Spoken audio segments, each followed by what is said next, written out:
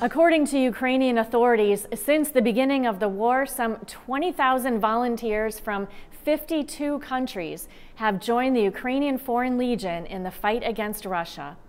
A local man serving with the Foreign Legion recently returned to America to share his experience with members of the Ukrainian Catholic Church.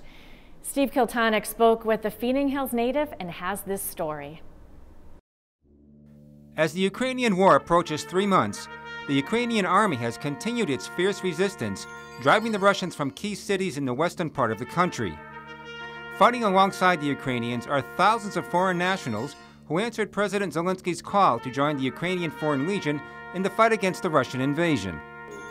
One such American fighter who recently returned is Michael St. John. On April 24th, St. John spoke to parishioners of Saints Peter and Paul Ukrainian Catholic Church about his war experience. St. John grew up attending Sacred Heart Parish in Feeding Hills. He spent 4 years in the Marines from 2011 to 2015, serving a tour in Afghanistan. St. John was living in California with his girlfriend when the war broke out. He immediately quit his job, packed his bags, and booked a flight. To me, this is a war of morality. This is a war of good versus evil, of right versus wrong. And it's very plain to see as day. They're committing acts of genocide. They're bombing hospitals, schools, blowing up apartment complexes. And for me, that doesn't sit right. I'm not okay with seeing civilians taking the brunt of a war. I'm not okay with seeing these atrocities take place. If I can even save one person and get them out of harm's way, that's what I'm going to do. And that's why I'm still going to go back there, because there's still people over there doing God's work. St. John served nearly a month with other foreigners who stand firmly united against the Russians. I've served with people from Brazil, I've served with people from England, I've served with people from Ireland, France, Poland. There's people from pretty much every nation over there helping out. St. John also served side by side with Americans and Canadians. Because the Foreign Legion is part of the Ukraine military, he and others in his unit are paid Ukrainian currency. St. John arrived in Ukraine on March 13th at the Yavorik training facility located near the Polish border. Prior to the war, NATO troops trained here, and when the war started, it's where many foreign fighters received their orders. It was considered a safe zone, but around 4 in the morning, Russian jets launched cruise missile attacks. St. John was able to make it into a trench and dug in with some other soldiers for the ensuing hour and a half. We didn't have anything to fight back against these jets, you know what I mean? We didn't have any anti-air missiles on us or anything like that to shoot it down. So as we're laying there, these other forces that are staying in these barracks, these other Ukrainian forces, they're getting bombed. You know, we lost about 40 people that day. So that was 40 casualties just on the first day. After the attack, St. John and his unit headed toward Irpin, about 13 miles on the outskirts of the capital, Kyiv. In the battle for Irpin, he was involved in some of the heaviest fighting of the war.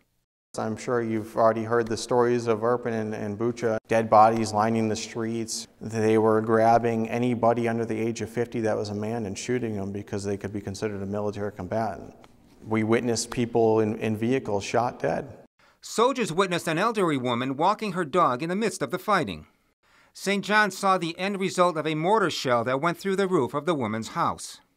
During that intense fighting, all the Russians saw was a civilian going into that house and decided it needed to be hit with artillery. These are real atrocities. These are real things that are taking place. These are real people.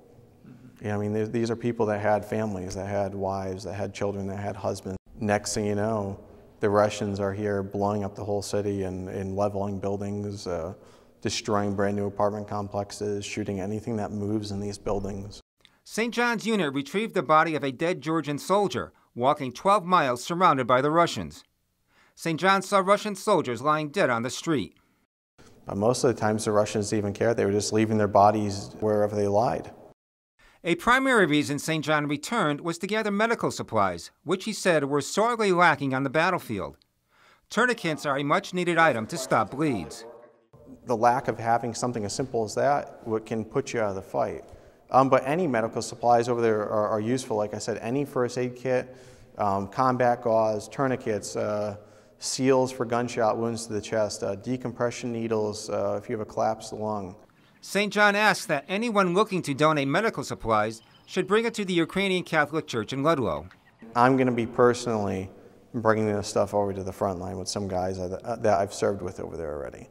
Father Andrei Kripp and his parishioners are thankful to St. John for his service to Ukraine. He must be a very brave person, because I don't know myself, I'm Ukrainian, but how I would act. I myself am grateful for such soldiers as he is, to go and risk his life and to protect the other people that he never knew, country that he never probably been there.